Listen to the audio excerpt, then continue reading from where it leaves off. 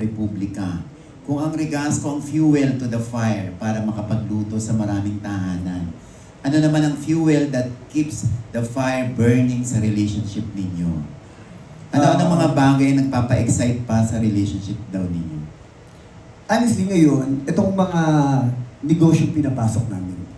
Kasi ito yung nagiging pundasyon ng ng future namin at ng family namin eh.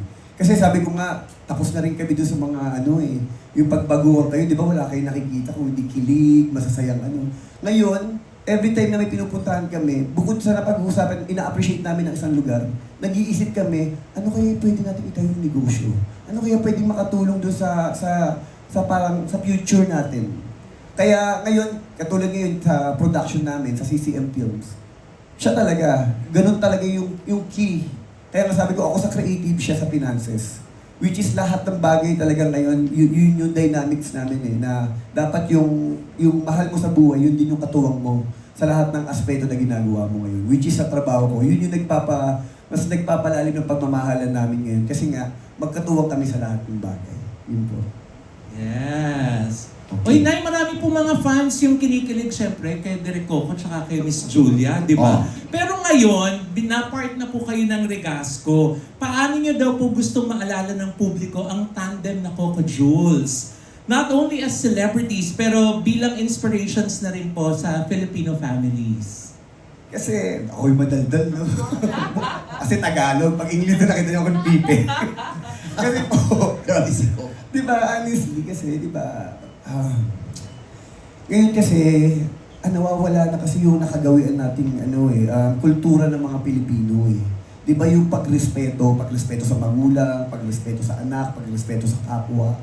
Which is kami talaga kasi makaluma kami. Dahil laki ako sa lola, si Jules laki rin sa lola. Yun yung talagang baon-baon namin sa aming pagkatao. Kami, katulad kami, bilang partner, makaluma kami.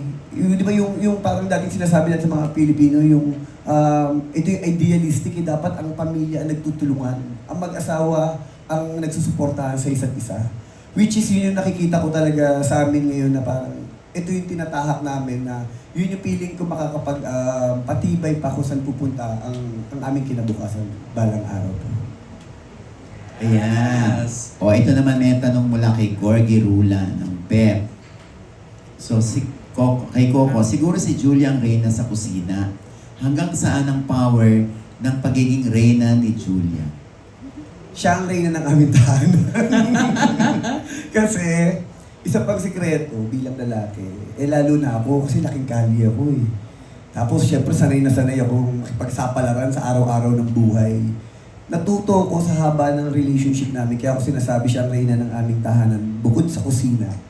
Kasi natuto ko mag-adjust. Natuto ko talaga na kailangan, kahit ako bilang lalaki, ako yung may opinion, ako ang ng bahay namin. Hindi. Later on, natututo ka na para ang bahay nyo maging masaya at maging tahimik, kailangan bilang lalaki natututo kang manahimik.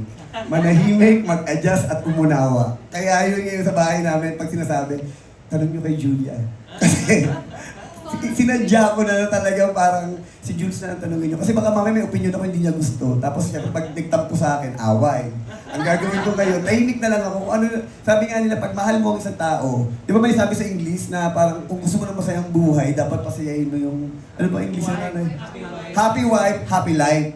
Yun na lang ang nasa isip ko. Kung bakit ako ganun, tumahimik na lang ako. Adjust na lang. Yun yung So, ano yung karaniwang pinagtatalunan ninyo? Baka kala nila Kahit balita ako. Kahit maliliit na bagay ito. Coach, normal kasi kami tao eh. In all aspect, di ba? Normal kami pag nasa bahay kami, totoo kami, hindi kami artista, hindi kami yung character namin. Marami rin kami mga maliliit na issue na pinag-aawayan or pag mayroong mga bagay na hindi pinagkakaintindihan. Pero ang pinaka-importante, sabi ko nga, kung ano yung natutunan namin doon. Siyempre, nung nagsisimula kami, pareho kami passionate eh. Lalo na ako, galing ako sa indie eh, di ba? Pero ngayon sabi ko nga, siguro bukod na rin kapag, alam mo yan, mamature ka na, nauunawaan na magbigay. Ano yun muna. And then, para rin maramdaman niya na parang meron siyang say doon sa inyong tahanan. Alam niyo po, may kukwento. Alam niyo, isang pinakamatinding hindi namin pagkakaunawaan. Kapag bumibili kasi ako ng kahit anong bagay, gusto ko pareho kami. Kung meron ako, gusto ko meron din siya. Oo, ganun. Corny ako eh. One time, namimili ako, bili ako ng bili para sa kanya. Siya naman ayaw niya, wag na tatay, wag na, sobra na, wag na. Eh ako yun yung kaligayahan ko, siya naman nahihiya. Tapos hanggang sa nagkatampuhan kami. Bili mo namimili kami, nagkatampuhan kami kasi binibilang ko siya, ayaw niya dahil nahihiya siya sa akin.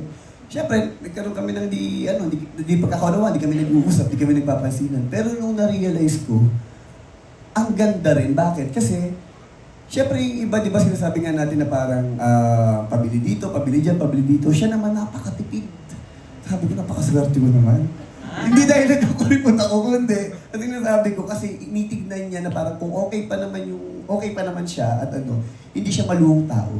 Kaya doon ako na-proud sa kanya, sabi ko, inaano ko sa sarili ko na parang sabi ko, ang swerte ko kasi alam ko, katulad niya sabi ko nga, yung finances, lahat ng namin siya may hawak. Kaya alam ko na nasa safe ako na posisyon o na lugar sa aming tahanan. Oh. Ano naman masasabi mo doon, Julia? Actually, pakiramdam ko po birthday ko ngayon.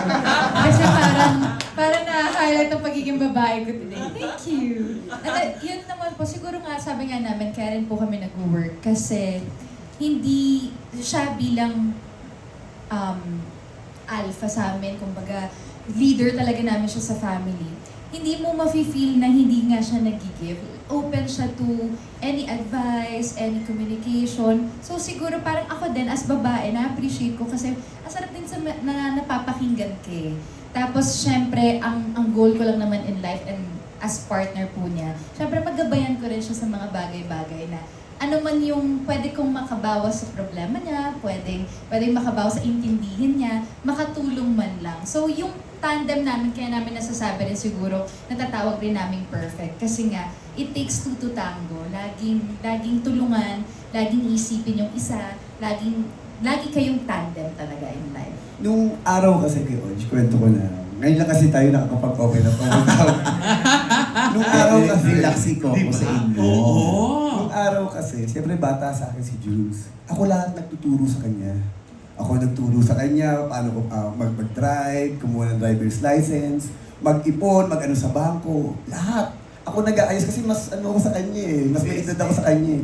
Ngayon, syempre syempre si Jules nagmamature din, and ito na yung namin. Talagang pinaano namin na pantay kami. Pero syempre, sabi ko nga, ang posisyon ko, ako yung taga-trabaho. Ako yung taga-isip. Pero after that, bago ako mag-desisyon, ibinibigay ko muna sa kanya. Kasi ayoko nga magka-conflict eh. Ayoko nag-desisyon lang ako tapos hindi ko siya kinonsider. Lagi kong ibabato muna sa kanya bago ako mag-ano. At minsan kadalasan, siya muna, sa kanya na lang ako pag kung ano opinion niya, titignan ko kung sasang-ayon ako, saka kami magkakaroon ng final decision. Which is yun yung pinagdaanan namin di sa mahabang panahon na napakalaking bagay na nakatulong sa amin as a partner. Yun po. Oh, Yes. kaya